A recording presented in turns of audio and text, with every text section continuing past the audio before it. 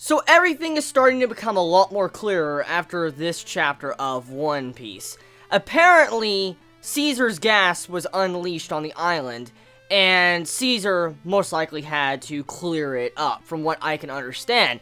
Because if you go back to the flashback of, this arc, when we got to see Sanji for the first time in a long time, we see it to where Caesar and Sanji have, an argument, they're bickering between each other, and finding out now that Caesar's gas was on this island, it makes you assume that Caesar was the one that was cleaning it up, and, fixing it to where the island didn't have this gas. And if you also backtrack a couple of moments, I went back to actually look, at the beginning of this arc, when the Straw Hats first entered this island, if you look at Frankie, he actually talks about how the island smells like gunpowder and gas. So, some pretty cool stuff right there, but the main thing we want to look at is, maybe we got hints at what Sanji is really doing. Now, we might have assumed it might have been for a girl, it might have been to get back Raizo, we thought many things, but from what we can assume after this chapter, with a little bit more of a clearer picture, maybe since Caesar was cleaning up the gas, maybe Sanji wanted to take the gas somewhere else, maybe they had to deliver it somewhere else, maybe they wanted to bring it somewhere else. I mean, what if they had to handle something with the gas, and maybe that's where Caesar and Sanji is at this moment, because we don't know where Caesar is, we don't know where Sanji is,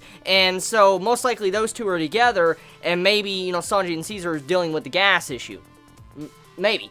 Now, another thing to really point out, though, is that the gifters, the new, I guess, Kaido forces that were introduced, we get to see how they look very bizarre when they start to fight. If you look closely, you see these different animal-type parts pop up on their body, which is really different from a normal transformation we see from a devil fruit. And I'm going to assume, since they're called gifters and stuff, it might have something to do with them receiving, artificial devil fruits. Remember, that's what was being made. Artificial devil fruits, we do know that Kaido's army had a bunch of these, being formed, artificial devil fruit users.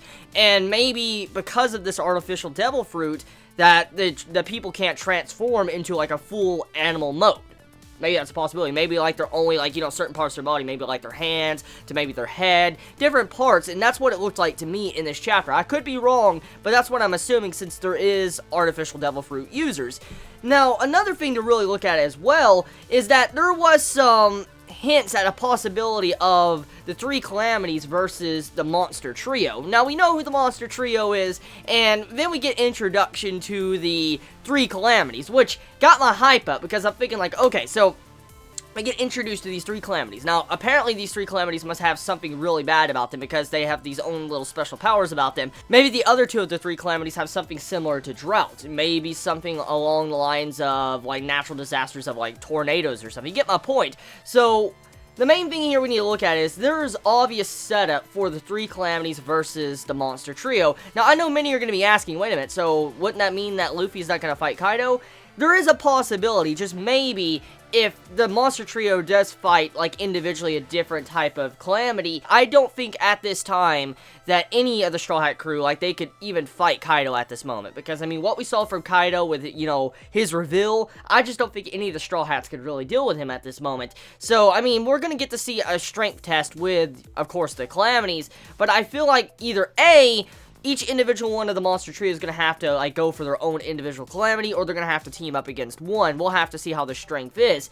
But one thing, though, to really look at as well, Jack is very fucking savage. He straight up just bitch slapped everybody out of his way. Everybody, the minks, they were hey, we just want to talk, we don't know who this is, maybe you can look around, and then, Jack's fuck you guys, it just slaps him out of the fucking way, and I'm whoa! So, I mean, Jack, he doesn't deal with any long conversations, he's just fuck you guys, I'm not dealing with talking, and that's what happened. So, holy shit, Jack is straight up just a savage, not even caring about what people have to say to him.